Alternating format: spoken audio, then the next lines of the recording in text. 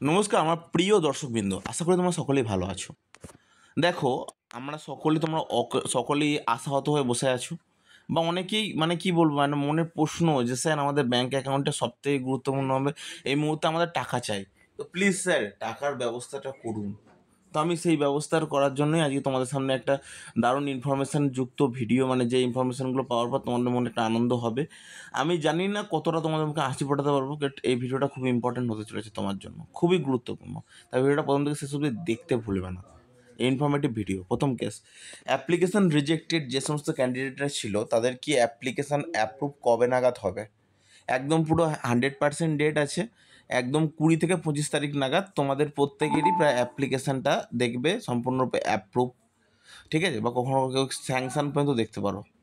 এই 20 থেকে 25 তারিখ নাগাদ যাদের অ্যাপ্লিকেশান রিজেক্টেড আছে, কোন কোন ডেটে অ্যাপ্লিকেশান রিজেক্ট হয়েছে এরকম একটা আন্দাজ পাওয়া যাচ্ছে। সেই সমস্ত ছাত্রছাত্রীদের অ্যাপ্লিকেশান মেনলি ধরো যে সমস্ত ছাত্রছাত্রীরা কম করে এই যে মার্চ বা এপ্রিল নাগাদ অ্যাপ্লিকেশান রিজেক্ট হয়েছে, তার আগে সম্ভবত তোমার জানুয়ারি, ফেব্রুয়ারি, মার্চ, এপ্রিল, এই যে 4টে ক্যান্ডিডেট বা 4 মাসের ক্যান্ডিডেট যে সমস্তগুলো ছিল, তারা এই সময় যারা অ্যাপ্লিকেশান করেছিল তাদের মেনলি যাদের অ্যাপ্লিকেশান রিজেক্ট হয়েছে, মেন কথা তাদের কিন্তু অ্যাপ্লিকেশানটা সম্পূর্ণরূপে ফরওয়ার্ড বা স্যাংশন হয়ে যাচ্ছে 20 থেকে 25 তারিখের মধ্যে। একদম এটা একটা গুরুত্বপূর্ণ ডিপলি ইনফরমেশান পেয়েছি, তো এখানটা সেটা আমি বললাম।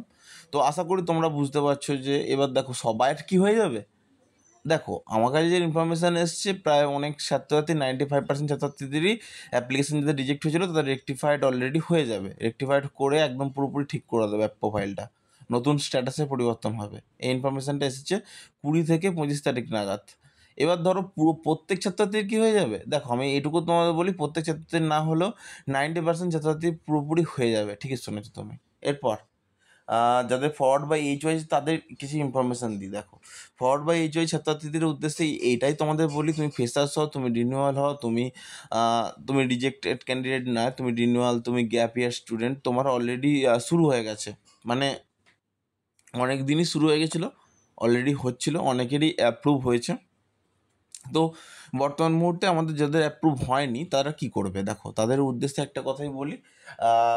মোটামুটি 16 তারিখ থেকে 17, 18, 19 এই 3টে দিন টিল ডেটে তোমাদের ফরওয়ার্ড বা এইচওয়াই স্টুডেন্টদেরই প্রায় সবারই প্রায় হয়ে যাবে অলরেডি। আজকাল বা পরশু দিন সবারই চলছে অ্যাপ্লিকেশান অ্যাপ্রুভ, ঠিক আছে? এরকম ব্যাপার না যে চলছে না, অ্যাপ্লিকেশান অ্যাপ্রুভ অলরেডি চলছে। কিন্তু হ্যাঁ, একটা কথা তোমাদের বলে রাখতে পারি, যাতে ফরওয়ার্ড বা এইচওয়াই স্টুডেন্টের বেশিরভাগেরই তোমার অ্যাপ্লিকেশান কিন্তু সম্পূর্ণরূপে 16, 17, 18 বা 19 এই তারিখগুলোর মধ্যে কিন্তু কভার আপ করার কথা আছে। আমার কাছে এই ইনফরমেশানটা এসেছে। কিন্তু কত পার্সেন্ট ছাত্রছাত্রীদের কভার আপ করবে সেটা হচ্ছে 60% ছাত্রছাত্রীদের কভার আপ করবে। ওকে, এটা বলতে পারলাম। এরপর আসল যে বিষয়গুলো যাদের অ্যাপ্রুভ হয়ে তাদের স্যাংশনের বিষয়টা নিয়ে একটু কথা বলুন স্যার। তো আসল কথা বলি, স্যাংশনের বিষয়টা নিয়ে কথা বলার পর ফান্ড অ্যাভেলেবেলের বিষয়টা নিয়ে কথা বলবো, এবং এই ফান্ডে কারা কারা টাকা পাবে সেই বিষয় নিয়েও বলবো। দেখো, প্রথম কেস হচ্ছে 20 থেকে 25 তারিখ বা 15 তারিখ একটা ফান্ড, 20 তারিখ একটা ফান্ড, আর 25 তারিখ একটা ফান্ড। এই 3টে ফান্ড আসার কথা আছে, বা যদি এরকম হয় যে একটা ফান্ডই এলো কিন্তু 3টে ফান্ডের পরিপূরক হয়ে গেল, তাহলে তো খুবই ভালো কথা। তো দেখা যাক কী হয় কতটা। আপাতত যেটা বলতে চাইছি সেটা মন দিয়ে শোনো, যে তোমাদের যে ফান্ডে টাকা যাদের স্যাংশন হবে আর কি, অ্যাপ্রুভ থেকে স্যাংশন হবে বা হচ্ছে না এখনও পর্যন্ত, তারা কী করবে? দেখো, অ্যাপ্রুভ থেকে স্যাংশন সেই সমস্ত ছাত্রছাত্রীর হয়ে যাবে যাদের কিন্তু এই টিল ডেটে, এই 20, 15, 20 আর এই 25 তারিখ নাগাদ টাকা তাদের ব্যাঙ্ক অ্যাকাউন্টে ঢুকতে চলেছে, আর তাদের সঙ্গে সঙ্গে স্যাংশন হয়ে গিয়ে সঙ্গে সঙ্গে টাকা তাদের ব্যাঙ্ক অ্যাকাউন্টে চলে আসার কথা। আশা করি বোঝাতে পারলাম। তো এরপর যারা বাকি থাকবে তাদের কী হবে? মনে তো অনেকদিন থেকেই প্রশ্ন, স্যার আমাদের টাকা অলরেডি পড়ে আছে, আমরা কিন্তু টাকা কেউই পাচ্ছি না। আসলে মেন ব্যাপারটা ফান্ড অ্যাভেলেবেল ছিল, যে ফান্ড অ্যাভেলেবেল হচ্ছিলো ট্রেজারি অফিসারের উদ্দেশ্যে পাঠিয়ে দেওয়া হচ্ছিলো, ব্যাঙ্ক অ্যাকাউন্টে টাকা ঢুকে যাচ্ছিলো। কিন্তু অনেক ছাত্রছাত্রী কী করছে, বিভিন্ন ভুলবশত অনেক ভুলভাল কাজ করে ফেলছে বলে রিজেক্টেড হয়ে যাচ্ছে বেশিরভাগ ছাত্রছাত্রীদের। আরও একটা ব্যাপার কী হচ্ছে, ফান্ড অ্যাভেলেবেল হওয়ার পর ফান্ডটাকে যখন অন্য কাজে ব্যবহার করা দেওয়া হয়েছিল সেই কারণে ফান্ডের প্রবলেম হয়েছিল। তো আপাতত যুদ্ধকালীন পরিস্থিতির জন্য ফান্ডটাকে অ্যাভেলেবেল করা একটা ডিসিশান নেওয়া হয়েছে, যেহেতু স্টুডেন্টের হাতে টাকাটা প্রয়োজন আছে, কিন্তু ভারত সরকার অন্য জায়গা থেকে টাকা তুলে নিয়েছে। সেটা নিয়ে তোমার চিন্তা নেই, তোমাদের এরপর কোনো ইম্প্যাক্ট পড়বে না, ঠিক আছে? আশা করি বোঝাতে পারলাম। কিন্তু এরপর আরেকটা বিষয় মাথায় রাখতে হবে তোমাদের। তোমাদের কিন্তু সম্পূর্ণরূপে সামনাসামনি কিন্তু অ্যাপ্লিকেশান ক্লোজ হতে চলেছে বা নতুনদের জন্য খুলতে চলেছে। তাই যারা যা ভুল করেছো আপাতত প্রত্যেকটা ভুলের রেকটিফিকেশান অবশ্যই করে নাও।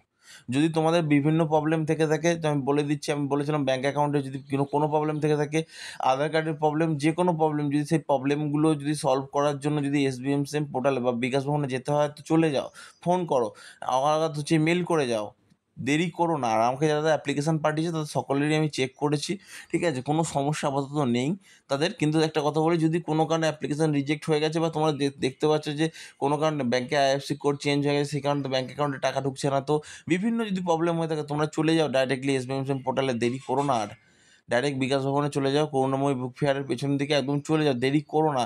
দেরি করলেই কিন্তু তোমরা টাকা পাবে না। আর সবথেকে মাথায় রাখবে, যদি কোনো কারণে এরকম ভুলভাল হয়ে থাকে তো SBM পোর্টাল থেকে যখন যেতে বলে তাহলে সেলফ ডিক্লারেশন এবং ব্যাংকের অ্যাকাউন্টের যে স্টেটমেন্ট, ব্যাংকের যে আমাদের ম্যানেজার তার কাছ থেকে নিতে কিন্তু ভুলবে না, এই কথা মাথায় রেখো, খুবই ইম্পর্টেন্ট ব্যাপারটা। আশা করি তোমাদের বোঝাতে পারলাম। তো ধন্যবাদ। আরও কিছু মনের প্রশ্ন থাকলে অবশ্যই জানাও। ওকে।